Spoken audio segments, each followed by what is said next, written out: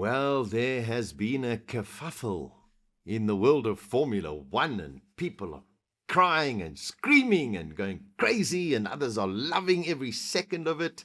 It is all a little bit peculiar and brand new for all of us in the world of Formula One. New regulations, new teams, new drivers, all of those things. And joining me, the delightful, it's amazing how it all works, Delucia Daniels D, the triple D.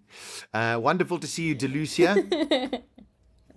Oh, it's so good to be back talking to you, Sash. I feel like it's been forever, but there's so much we need to catch up on. I mean, two races down, we still have 20 more to go. I feel like we are in such a good position for maybe a new champion to be crowned very soon. Well, probably not very soon, but the way that things are looking at the moment, the smart money was definitely be on Mercedes-Benz.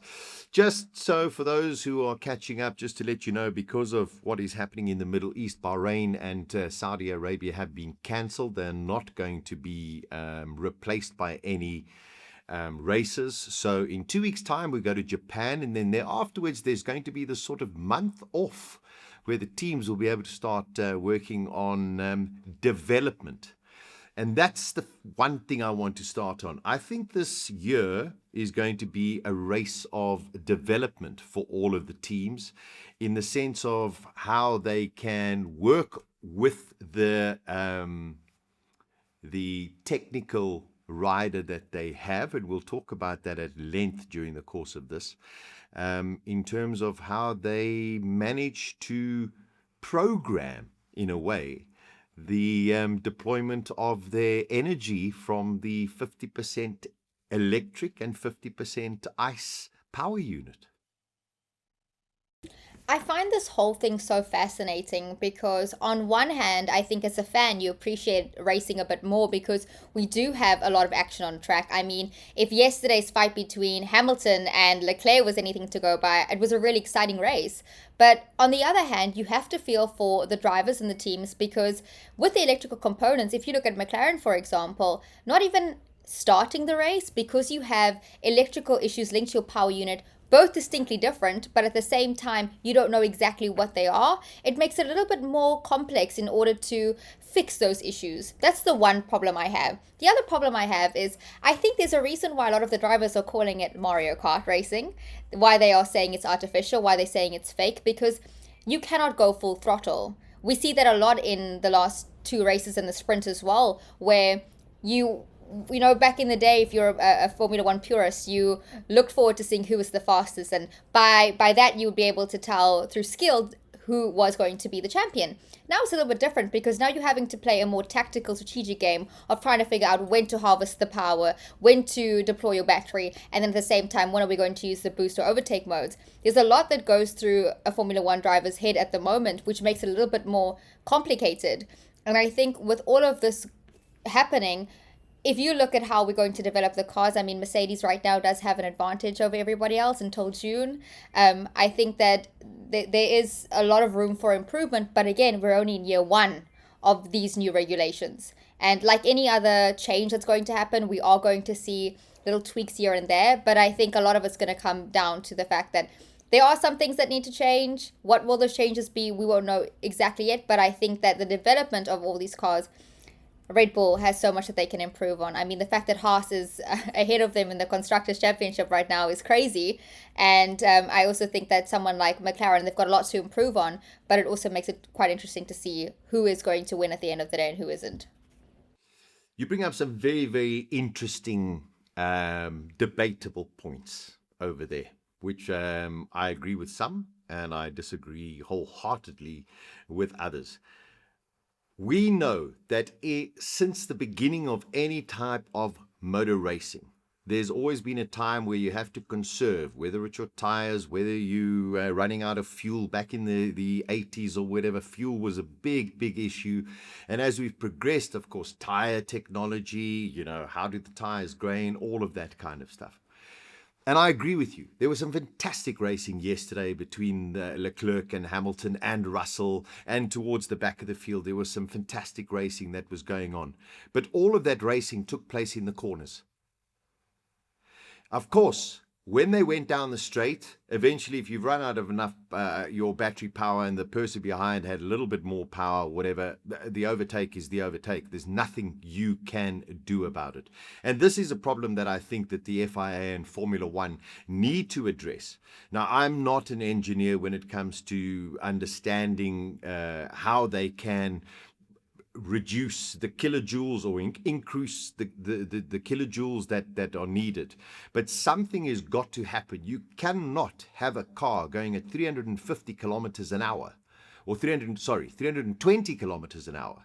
And all of a sudden, before its braking zone, is doing 150 kilometers an hour because they have got no power.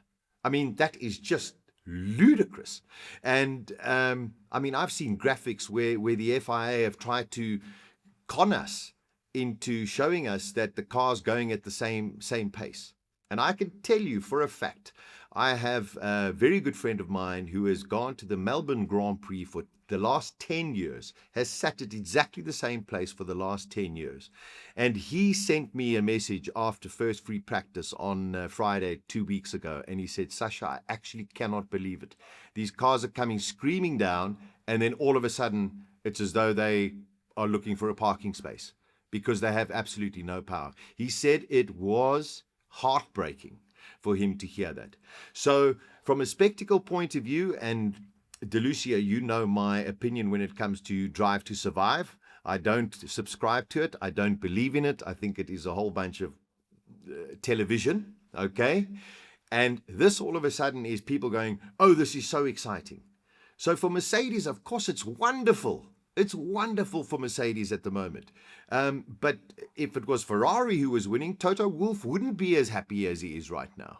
So when you are winning, of course, everything is in your favor.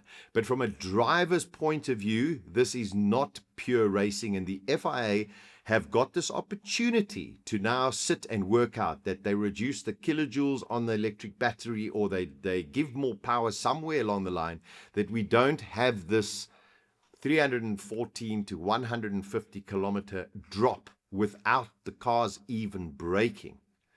And that is my biggest concern at the moment with the current form of racing. But we know that it will develop. But at the moment, I'm not the happiest of chappies. I don't think you're the only one, Sash, because I've had a lot of people, come and, we have these conversations, other Formula One fans, and we have discussed the fact that a lot of it is really great for entertainment, like what you were saying with Drive to Survive. It's good for a certain type of race that you want to kind of enhance. But I think all in all, if I look at all the drivers that are happy with the current racing procedures, how things are, I can count Lewis Hamilton on my finger, George Russell, and Kimi Antonelli. Those are the only three that are wholeheartedly happy. The majority of the drivers are not happy. We're talking Max Verstappen, who's complained about the exact same issue that you raised, not having power. It's problematic because that's not how a lot of them grew up racing. You don't grow up having to manage power on that kind of level, and especially when you're coming to the pinnacle of motorsport, it makes it incredibly complicated and somewhat unnecessary as well. But I think there is a way to strike that balance. It's just right now, it feels like, when you go, you have to try something on first and see if it's going to work. And then, okay, cool, this is not working. Let's get it tailored. That's kind of where I feel like we are now with the Formula One regulations at the moment. There's lots of room for improvement, but also I think that in some ways it has been a lot more fun to see a lot more action behind the top four drivers who are currently on track. I mean, Carlo Pinto was great, Esteban Ocon, Ollie Behrman, they were all phenomenal. And I like the fact that you also brought up the fact that a lot of the overtaking happened in the corners, because there was the old switcheroo most of the time because of the overtake mode and then the boost mode. And a lot of the drivers have been saying that's actually problematic because it's just basically you go, then I go, then you go. That's basically what it's been about. But what I will say is the fact that they're able to stay so close to one another during the corners, I really enjoy that part of it. Oh, very much so. And I think this active aero is fantastic. So that I get, and that's why we're seeing this beautiful stuff through the corners. And then the problem is when eventually it comes down the straights. And it brings up the point, qualifying is all about who can be the fastest. And that's what it's about. Harvesting your energy uh, in qualifying mode. I mean, come on, it just doesn't make sense whatsoever. You've got your Max Verstappens of the world, your Charles Leclercs of the world, who, Charles, I think his best qualifying has been fourth so far or whatever. I mean, that Leclerc is going to be up there all of the time. Max is going to be up there all of the time when it comes to qualifying, no matter what they're driving. So there are the problematic areas. But on the positive side, the one thing that I do commend and I appreciate a lot about the FIAs, that when they introduced these rules, and don't forget 2-3 years ago, Max Verstappen was very vocal saying, it's not the right way to go, and they didn't heed it, and they said, okay, we're going to go with these. But they did say that once this new regulation comes in, the window is open for adjustments. If one team is running away with it, of course, then there will be this opportunity for others to pick up.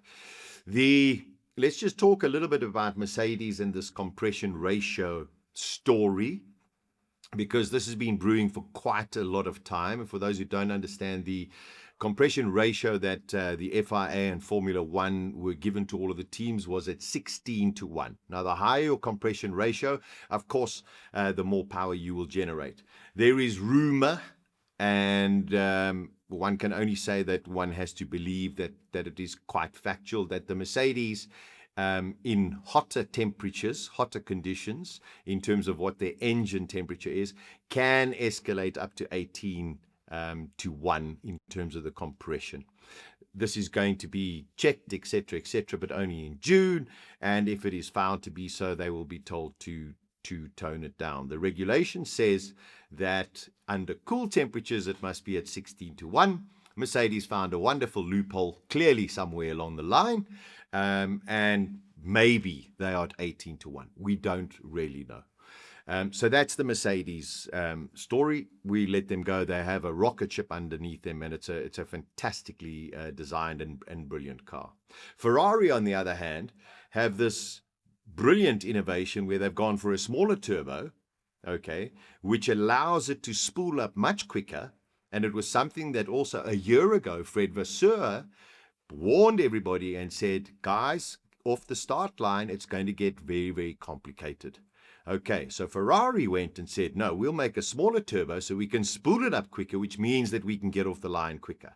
Now there's everybody saying, oh, no, it's way too dangerous, etc. And Ferrari have come out and said, well, you know what, we've done our homework. You should have done your homework as well. So there's a lot of inter-team battling at the moment together with the FIA and what is right and what isn't right. And that's the wonderful thing about regulations, Delucia, is that the fact is that there are loopholes somewhere along the line, and some people are going to exploit it. Mercedes clearly have found something, and Ferrari have definitely found something.